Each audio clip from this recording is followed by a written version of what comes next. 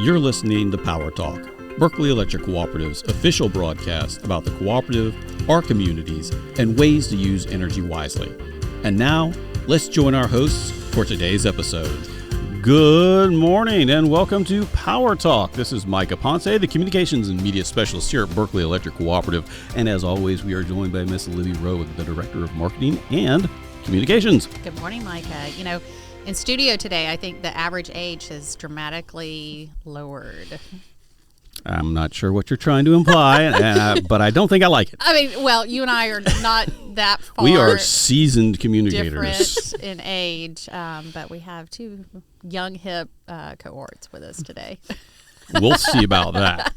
One of those cohorts is Miss Peyton Dress, our digital media specialist. Peyton, welcome to the show. Good morning. How's everyone? We try to drag her in here from time to time. It's usually kicking and screaming, but we got her in here today, so. Only for Ashton. Only for Ashton. And that's our other special guest, Miss Ashton Brabham, our PR intern this summer. Welcome, ma'am. Thank you. Good morning. Good morning. Well, as is tradition, we've already presented you with the ceremonial Power Talk mug available on Etsy for $9.99. Get your own. But the other part that we do when we have somebody new to the show is, Ashton, please tell us about yourself and how hip and young and cool you are. Gracious. I'm Ashton. I am the PR and Energy Services intern for this summer. I'm a rising junior at Clemson University, Micah's favorite. I wore orange just for you today. Oh, yes, you did. The only orange shirt I own. Yeah, I don't own any orange either. I know. I need to get more orange because you can never have too much. Oh, that beg to differ. Micah, do you even own any orange? Like, at all? I think I just don't like the color orange. Yeah. It doesn't go well with my complexion. Yeah. Yeah. You could try purple. I do have purple. I do have purple. So Yeah. there you go. Purple's fine. Yeah, purple's Compromise on purple. Look at us. Solving the world's problems. Well, we got off track. Yeah, Clemson, orange. Anything else? I mean, you've had a vast life experience at all of 18 years old. I'm 20. Rising junior at Clemson, studying communications, hoping to go into PR and marketing one day in the future. I was born and raised right here in Moncks Corner. I've got family here working at the co-op, and yeah. That's me. It's a small world here in Moncks Corner in Berkeley Electric. I believe you know my daughter. I do. Bring her into the show today, Miss Logan Ponce. Friends with your older sister. Yes. Yep. So went to school at the same time. So it's a small little world that we have here. Yeah. Well, I mean, you've told us a little bit about yourself, but Yeah. What led you to apply for an internship at your hometown co-op? So, starting out, I wanted to get an internship for this summer to help obviously give me some life experience because I wanted to make sure that what I was studying in college was actually what I wanted to do. Mm-hmm. And with having family working here, they saw it on Facebook and they sent it to me and they were like, I think you would really enjoy this. And I was like, oh, I don't know. Like, I want to look more. I want to see more. And then I came to the Lineman Rodeo this past March that we hosted, and I got introduced to Peyton, and I got to talking with her, and after talking with her, I immediately went home and filled out my application and texted her as soon as it was in because I was just like, this is what I want to do. I want to work with these people, and up to this point, like, I have had so many fun experiences. I have gotten to do so much, and it's really solidified, like, this is what I want to do. This is the field I want to go into in the future. See, Peyton, look at the difference you're making in people's lives. I know. And I'd just like to point out, solidified, that's a big word for a Clemson student. Well, all jokes aside, we had a really great pool of candidates for the PR internship this summer. And just for folks who may not be aware of the ins and outs of Berkeley Electric, the public relations department includes our team, which we do marketing and communications, outreach in the community, that sort of thing. But basically the other half of the department is our energy services team, and they work with residential and commercial members to help them improve the comfort of their home, the energy efficiency of their home, And then we also have a couple of guys who do government relations and our lobbying and that sort of thing. So it's about 15 people in the whole department. And for our intern, we were looking for someone who would be a good fit. And anytime we do a hire, we're always looking for that good fit. And we thought Ashton would kind of roll with the punches as she has in the 2 months she's been with us. So it's been great having you with us, and we're excited to share a little bit more about some of your experiences this summer. And just how many people are you related to here? Actually related to 2. Okay. Extended family. Family friends, people that have grown up and watched me grow up. Lots. Yeah. Lots of them. All right. Well, so you've been here 2 months so far, and I think you only have a couple more weeks with us. Sad. But so what do you think so far as of Berkeley Electric as an employer? I think when we talked the first time, it's when you said you were still looking, you see Berkeley Electric, you're like, oh, that might not be the most exciting job. But then once we talked, you kind of saw the ins and outs and kind of some of the more fun stuff that we get to do. So what's your impression now after being here for 2 months working with us? You're definitely right. In the beginning, I was like, what am I going to do at an electric cooperative? Yeah. And how much fun could that really be, posting about electricity all the time? But after seeing what you get to do all the time, what Micah does, what Libby does, seeing the family aspect of the cooperative has honestly been wild and been so much fun to get to be a part of, which has also helped. Because everyone here is just always looking to help you out. They're always there for you. They know everything about you, whether you want them to or not. Everyone's very involved. But all in all, I would say the co-op is one of the best places to work because of how open and friendly everyone is, how willing to help. And there's a little bit of everything. And no one person just sticks to their one job. Like, everyone helps out everyone. And getting one job doesn't mean you're not going to experience 15 others while you're here. Mm-hmm. That's the truth. Yeah. I know. And, Berkeley Electric's been growing so much. Micah, you're almost 25 years. It's changed dramatically, but older than you are.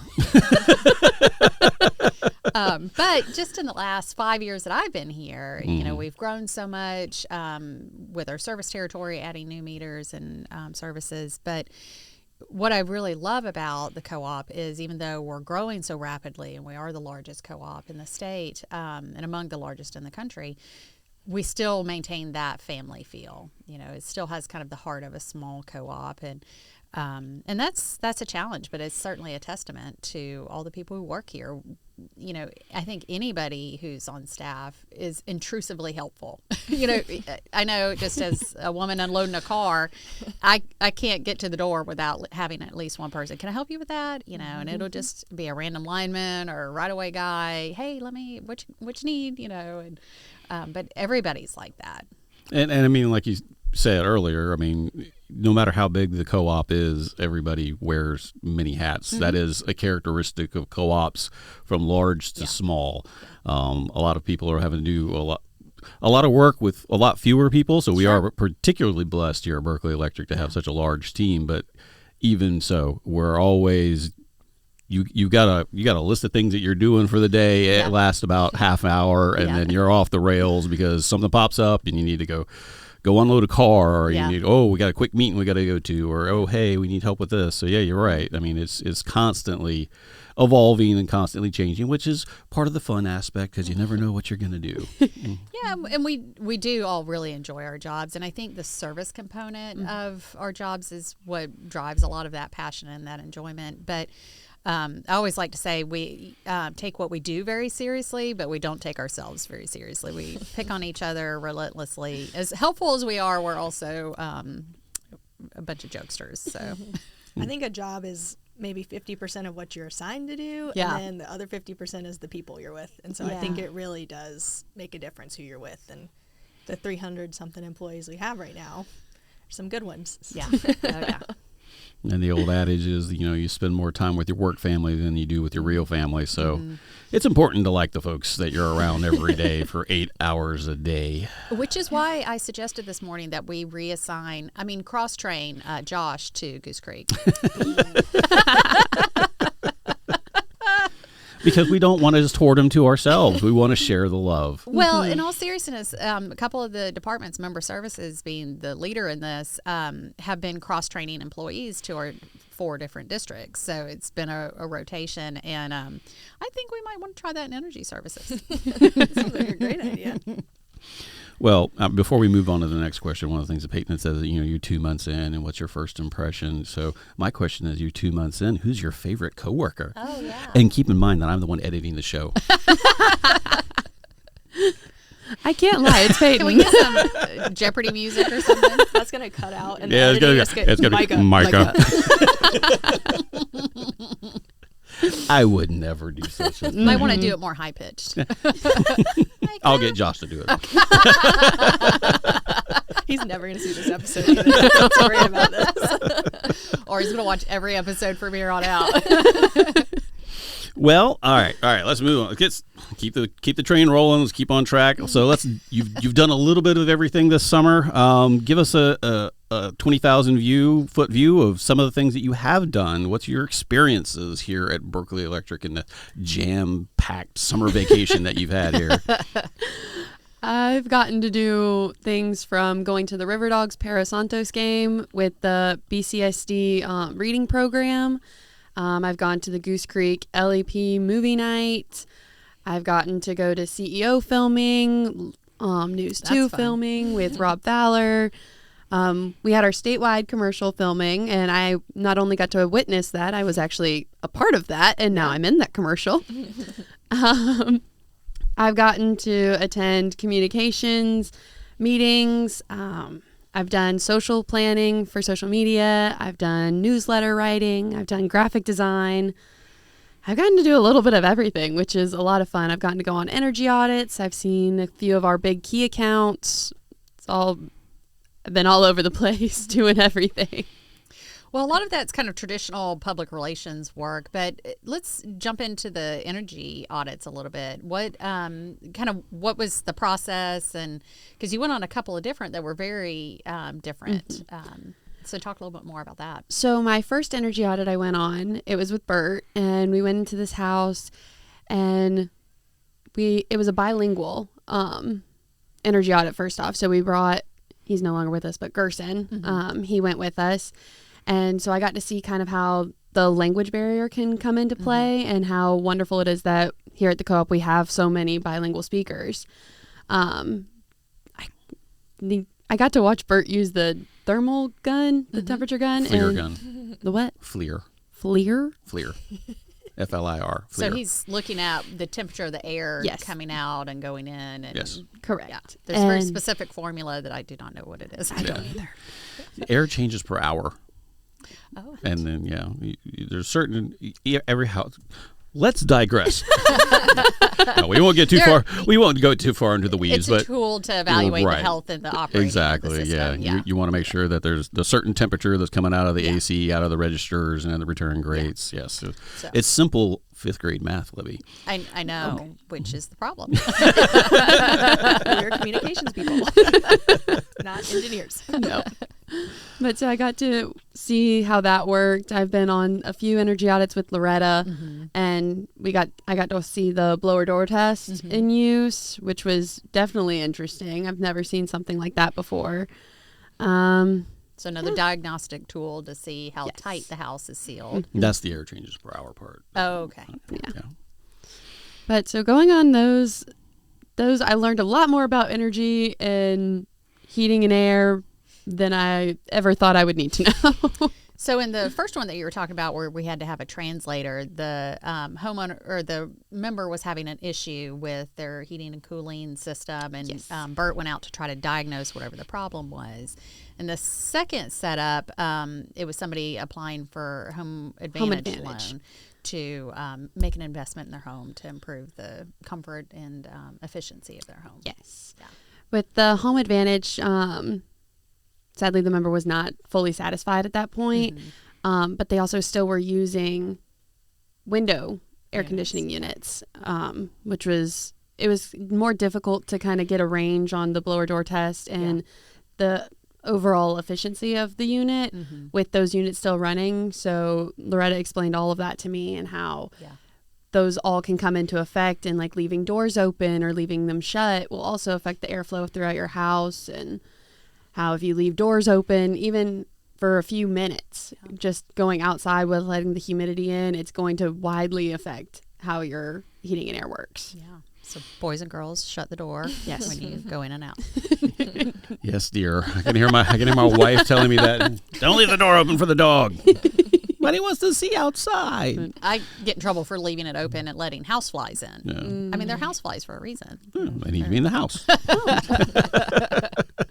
But no, what you were talking about earlier, we were talking about cross training. I know we were joking a little bit, but I mean, that is some of the, I mean, it's important for folks who are working in the office. A lot of times you just sort of do your day to day and you don't really see how what you're doing connects with members and how it affects service. So getting to go out into the field and seeing an energy audit, seeing the wide range of members that we serve. I mean, we serve $1 million homes all the way down to mobile homes. Yeah. So seeing the challenges that some folks are facing. Not everybody can afford a central air, and they have to deal with your window units.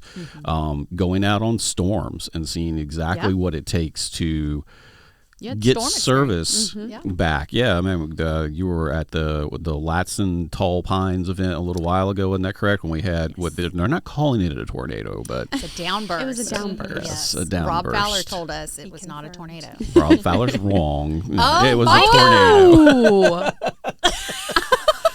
I've seen a tornado before, folks. That was a tornado. Okay. Anyway. Oh my gosh, Micah, We're gonna have a full-blown argument and bust out. Just kidding, Rob. We love you. Send us people. You know Mike said exactly what you're doing, and we want you to come back for our Toys for Tots promotion this Christmas. but you got to have a little taste of a major storm response because that was a couple of day restoration effort that. And we say this all the time, we focus a lot on hurricane season because it is such an important time of year in the Low Country. But a bad afternoon thunderstorm, and that's what happened in Tall Pines. I got a lot of rain and a couple of clinks of hail at my house, and I'm just a couple miles away from that area. And a couple miles across town,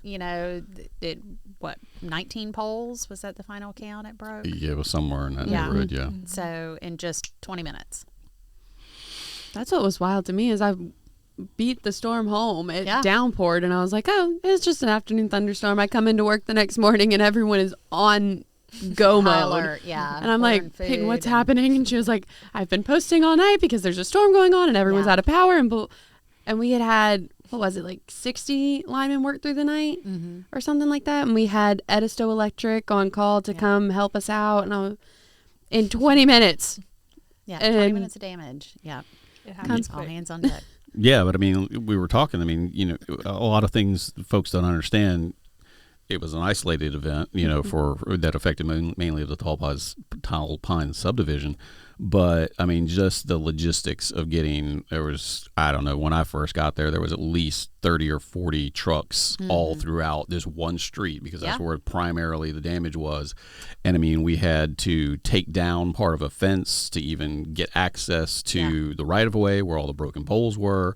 And then the majority of the area was too narrow and crowded for us to get trucks by. And so guys were having to walk through everything or use backyard machines, which are a little bit slower, but had to just sort of hand carry, climb poles. And I mean, it really is, I won't say awe-inspiring, but it opens your eyes as to everything that's involved. Yeah. For even as simple as, a broken pole. I mean, you're talking in 2 hours. You got guys get notified. We got to go get the materials. We got to drive to where we're going. We got to take the old pole down, yada, yada, yada. So it takes a hot minute for things to get done. And unless you're there and see it all in action, it's kind of hard to understand. You just know that you're getting hot and sweaty and you want to watch your shows and you can't. Yeah. So and your battery's getting low. That's the worst part these days. My phone's going out. What am I going to do? Peyton can't scroll TikTok. I know. But particularly in the Tall Pines area, accessing that equipment for maintenance and whatnot has recently been an issue. So I know for the last couple of years they've been working to convert all that to underground. So we'll talk a little bit more about other interns' experience later in the show, but the Tall Pines incident is a learning experience for one of our other interns at the co-op. Oh, yes. Getting to interview a few of them and getting to talk with them. Andrew Mims, he's working in GIS as their intern this summer.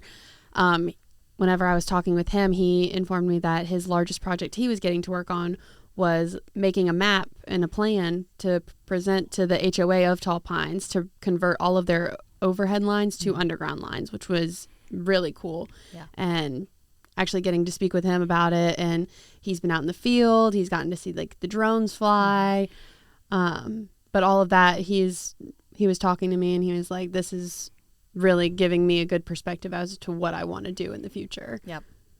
But they already have that coming into the plans of Tall Pines. And shout out to Ashton too. This the interview she conducted was for a newsletter story that actually was published last week, and it was one of our highest viewed stories of the summer so far. I have been SharePoint. stalking the views on it all week. It has been very popular. So shout out to you. awesome. I know she put a lot of work into it. Yeah. So. Awesome.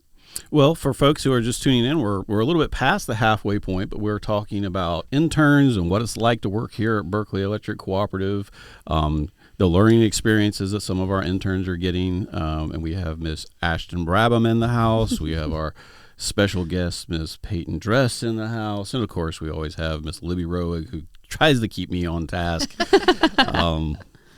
Not very successful, unfortunately, most of the time. I'm just worried about the hate mail we're going to get about Micah going after Rob Fowler. Hey, you got to generate views somehow, folks, okay? Rob, I'm sorry. I'm so sorry. It's how modern media works. We do not endorse his statements. You got to get those clicks, folks. Got to get the clicks. New headline. Micah the shock dog. Shock. Headline's no longer going to be about talking with the intern. It's going to be Micah has beef with Rob Fowler. We're going to get the tweet war. That's going to be the clickbait on YouTube posts.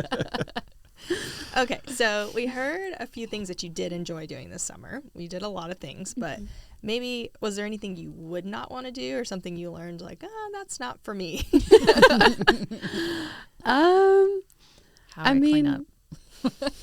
Highway cleanup in 90-degree weather out there in jeans. And I don't know what they put in those neon vests. I think they're like insulators because they make it so much hotter out there. Yes. Yeah. It was not fun, but Always have to have your best PPE on, you know.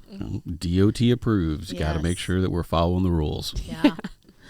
but We love highway cleanup. yeah, that would be one. Well, highway cleanup can be fun because, I mean, you can always what's the most interesting thing that you found? We do play bingo with highway cleanup. Yes. I mean, I think one time I found a couple of road signs, speed limit signs. One of the latest things I found was just like a safety vest from somebody's boat that was going out to the lake or something. Yeah. It's a brand new safety vest. Yeah, that's a good find. Yeah, I mean, there's just all kinds of treasures just waiting to be found along the side of the highway. Lots and lots of alcohol containers. Oh, yeah.